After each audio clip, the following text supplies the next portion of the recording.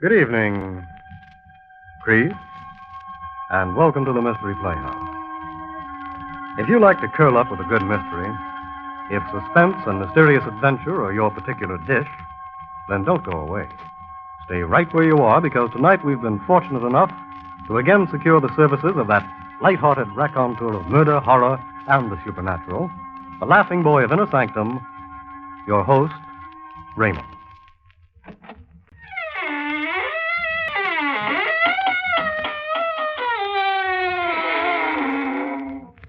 Good evening, friends of the Inner Sanctum.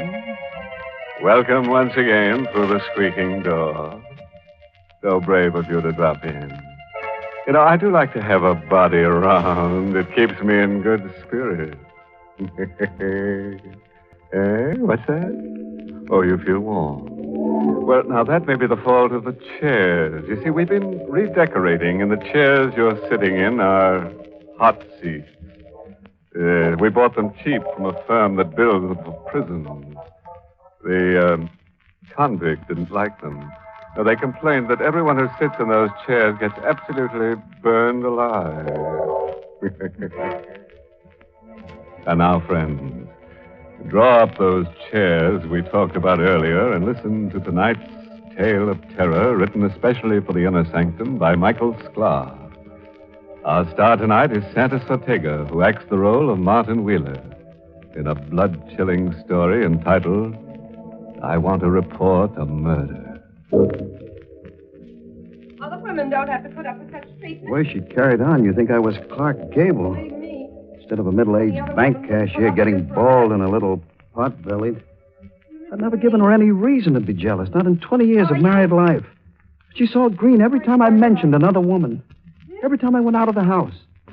Like tonight. That was the reason the last time. You've always got a reason for going out and leaving me here alone. Now you've got to practice for the bank employees' bowling tournament. That's a likely story. It happens to be the truth, Margaret. Oh, I'm sure the team will be practicing over the bowling alleys. And I'm just as sure you won't be there. Where else would I be? Oh, now you needn't pretend, Martin. I know you've got a date with one of those women. I've told you 100 times I don't have any dates with any other women. I'm sick and tired of your insane suspicions. Insane, are they? Yes, they are. I'll be home at 11 o'clock. You can wait up for me if you like. Good night. I went down to the car and began to drive to the bowling alleys. Margaret, always nagging at me. Someday she'd push me too far. Yes, someday if she didn't stop the nagging, there would be another woman. Stopped the car for a red light. There's a girl crossing the street. I noticed that she was blonde and pretty. A little like Margaret had looked when we were first married. And suddenly, as the girl passed in front of the car, she slipped and fell to the ground. What happened? Are you all right? That hole in the street. I tripped. Let me help you to your feet. Oh, my foot. I must have sprained it. Can you walk? Well, I'll try. Oh, no. No, I can't put any weight on it. Oh, that's too bad. Look here, let me drive you home. Oh, I don't like to impose, but It's not an imposition. I'd consider it a pleasure.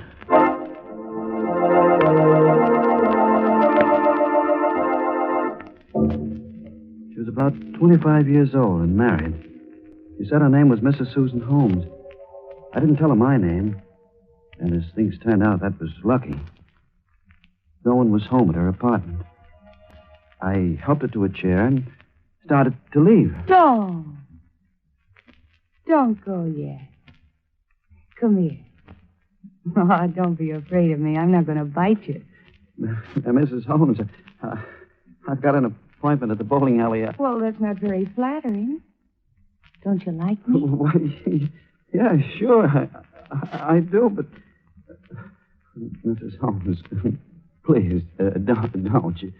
You shouldn't. Don't be silly. You've been very kind. And I like you.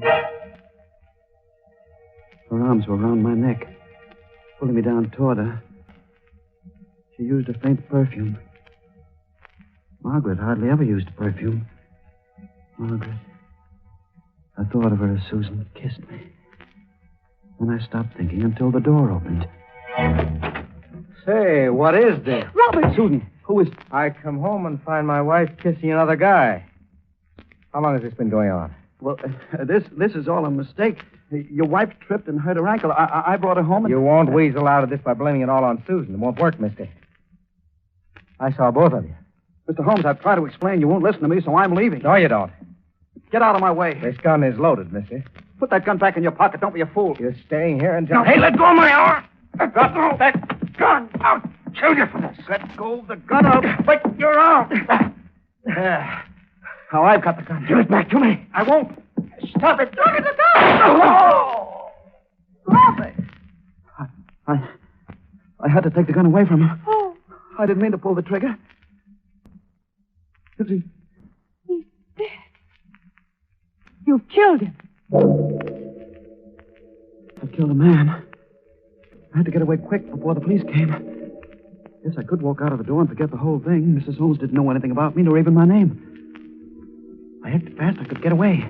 Go straight to the bowling alley and pretend it never happened. Where are you going? I'm leaving. Come back here. Come back here.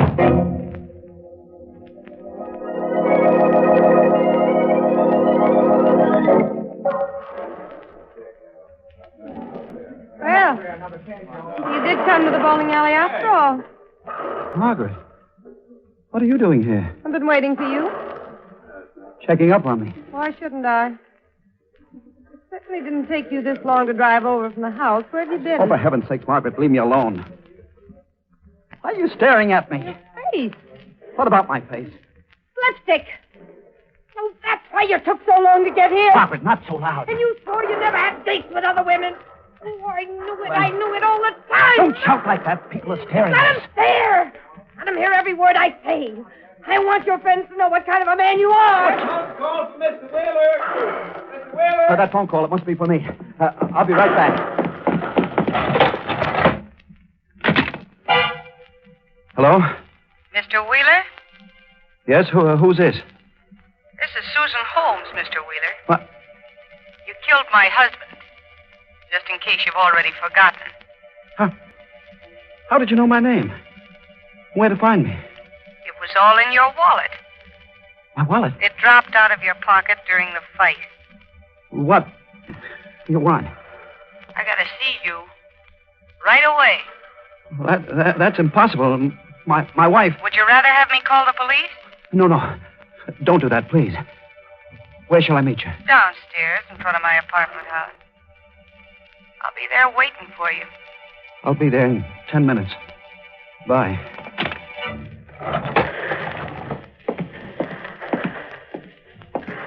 Who's that phone call from?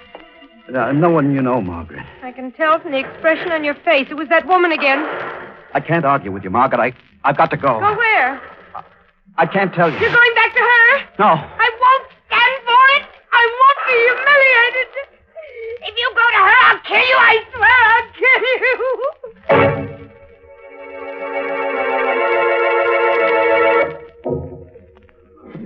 Hated to leave her there crying. What else could I do? She wouldn't have believed what happened any more than Holmes did. Even less. Because she was so jealous. Susan's voice had sounded hard and bitter over the phone. Well, I couldn't blame her. It's a rotten thing I did. Running away like that. Then I saw her waiting at the curb. Young. Slim. And pretty. So you came. Get into the car, Susan. I want to tell you, I'm sorry about running away. Save the apology. Let's start driving.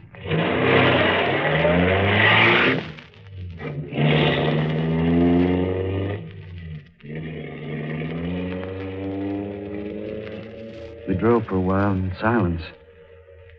Several times I tried to start a conversation, but you wouldn't answer. Finally, I parked at the end of a deserted street on the waterfront. Fog was rolling in from the water. In a few minutes, the mist would close around us. I've been thinking. I decided what we're going to do. You don't want the police mixed up in this, do you? No, of course not. Oh, neither do I. And don't ask me why. I got my own good reasons. You got a plan? Yeah. My husband subleased the apartment under an assumed name. We've only been there a few weeks. Nobody in the house knows us. I'll leave town for good. The police won't be able to trace either of us. But your husband's body. I'll leave it. That'll give me at least a couple of days' start before the police find it. You'll have to help me. I need money. How much? $5,000? 5,000. That's a lot of money. You got a nerve squawking about money. After what you did. It was self-defense. How would you like to tell that to a jury? But I simply haven't got $5,000. There was a card in your wallet that showed you work in a bank. The bank got plenty of money. You know how to get it. And more, too. She wanted me to steal the money. I saw it clear now. No longer young and fresh and pretty. Just a cheap, flashy woman who wanted money. Money? It was blackmail. If she got the 5,000, it wouldn't end there. She'd keep driving me, squeezing me, milking me. Well, which is it going to be? The money or the police? Neither. Ah, don't be stupid. There's a law against murder. I'm going to do something very sensible, Susan. What do you mean? You? Take your hands off my throat. I don't like to do this. Don't you joking me. No. My fingers tightened on her throat. And I felt as though I was killing something inside me. She kissed me once. She said she liked me. And for a moment, I felt young again.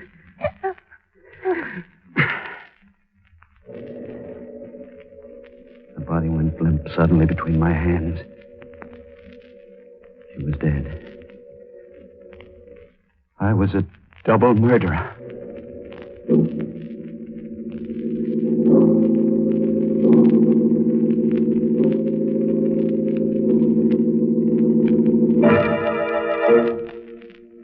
You know, I'm really annoyed at that Martin Wheeler, the ungrateful scoundrel, and that poor kid, Susan Holmes. She got her neck twisted, all because she was trying to do Martin a good turn. That wasn't a good return for her pains, was it? But on the other hand, it's not hard to see Martin's point of view. He probably felt that one good turn deserved another.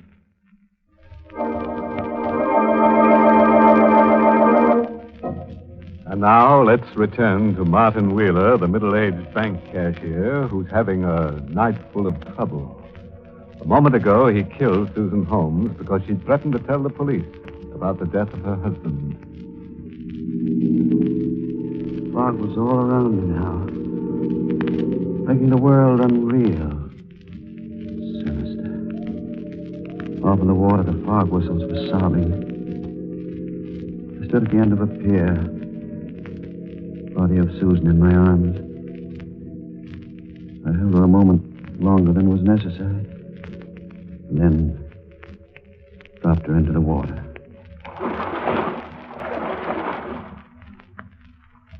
It was all over. Could go back to Margaret, try to forget that I'd committed murder. Then I remembered my wallet. My wallet. It contained my driver's license with my name and address on it. Back in the car, I found a handbag. It contained a change purse, the key to her apartment, but not my wallet. The wallet must still be in her apartment. I felt that I had it. Drove wildly, disregarding the fog, passing through red lights. Then a car loomed up in front of me. I slammed on the brakes and stopped, bumper to bumper. A man got out of the car in front of me. He wore a uniform. I'd almost hit a police car. All right, what's your race, mister?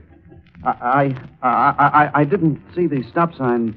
The fog. You were doing at least 40 miles an hour and on a city street, too. Driving like that on a night like this, you could kill somebody. What's your hurry? Nothing. Nothing at all.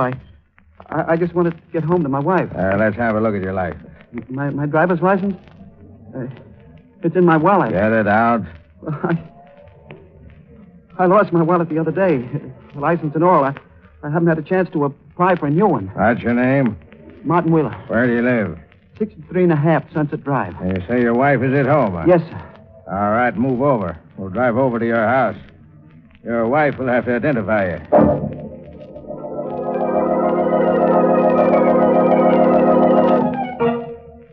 Is that all, officer? All except for this. Here's your ticket, Wheeler. Appear in traffic court tomorrow morning. And apply for a new license, you understand? Yes, sir, I'll do that. All right. And don't let me catch you driving like that again. Good night. Good night. Well, Martin? I'm sorry, Margaret. You're sorry. Who is she? What's her name? Believe me, this isn't like what it's. Are you in love with her? Are you? Answer me. No, I don't love her. Someday I'll be able to tell you what happened, but not now. I'm awfully tired. Let's go to bed. I pretended to sleep. The thought of my wallet still in Susan's apartment kept spinning through my mind. I had to get out of the house. I had to get to Susan's apartment and find the wallet. I couldn't leave until I was sure Margaret was asleep. She was asleep now. I slipped out of bed, got into my clothes, crept toward the door. I didn't see the chair in the dark until I stumbled over it. Who's there? Martin? Martin, where are you?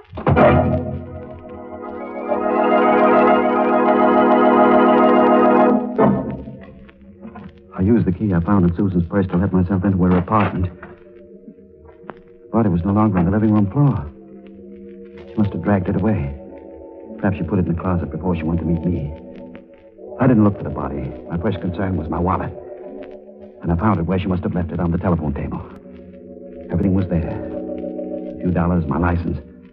I put it into my pocket, started to leave. Wait a minute.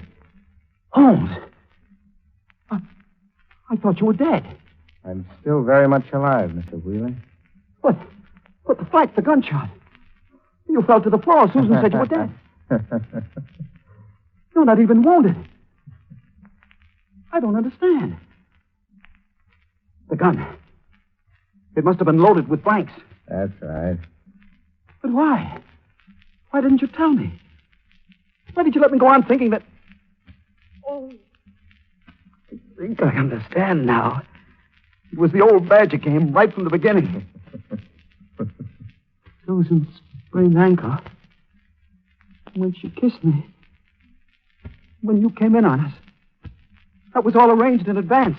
Oh, I thought she really liked me. But it was all done in order to blackmail me. And now she... Where is she?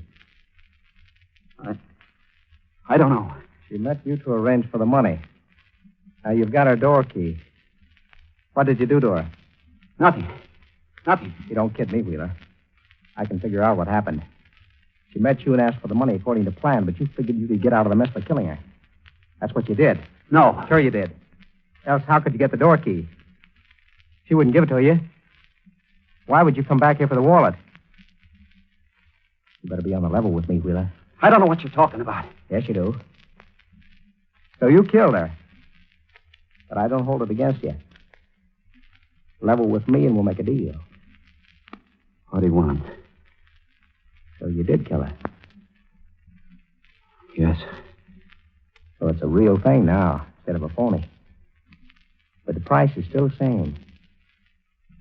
I'll keep my mouth shut for $5,000. He was right. The situation was still the same. If I got the money for him, I'd be in his grip forever. It was his life or mine. I had no choice. But I needed a weapon. And I saw it on the desk. A sharp-pointed letter knife. All right. I'll give you the money. When? Right now. I'll sit down at the desk and write you a check. You're doing the smart thing, Wheeler. Yeah, you... Hey, that knife. Stay away from me. Some money. No. No. Wheeler.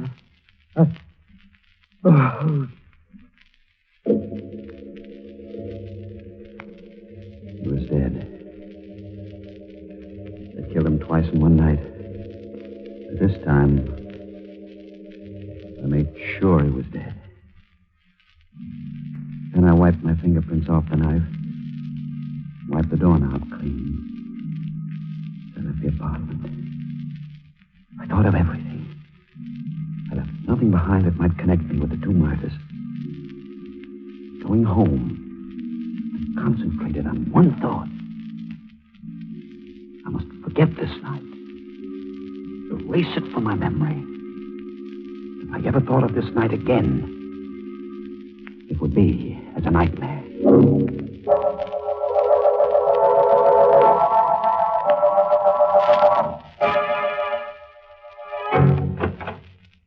Our bedroom was still dark as I entered.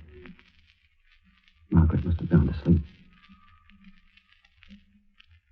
Felt good to be home again, safe. Back in a world where such things as I had done simply didn't happen. Someday, I'd tell Margaret the truth. Someday when we were old and such things no longer mattered. And then the room exploded in my face. Oh, Margaret. Don't. Don't, please don't. You're making a mistake. Margaret, you wouldn't let me explain. I don't need any explanation. You went back to her. I told you I'd kill you if you went back to that woman.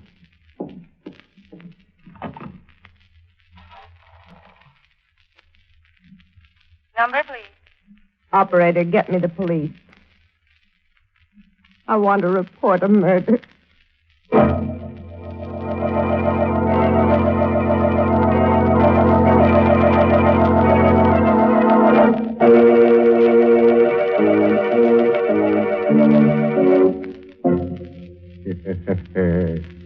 Surprise, friend. Oh, you weren't.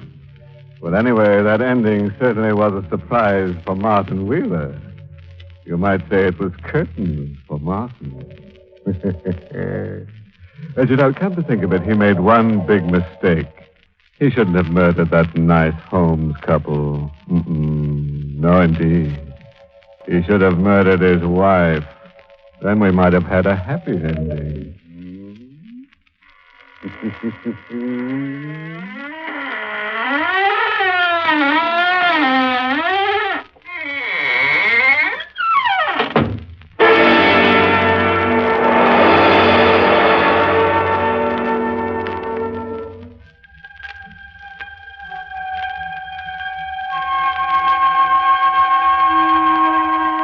Well, good night to you, old poison puss. And thanks for your story, I Want to Report a Murder, tonight's performance in the Mystery Playhouse. We'll be digging you again in the near future. Creeps, until next time, good night. Sleep tight. This is the Armed Forces Radio Service.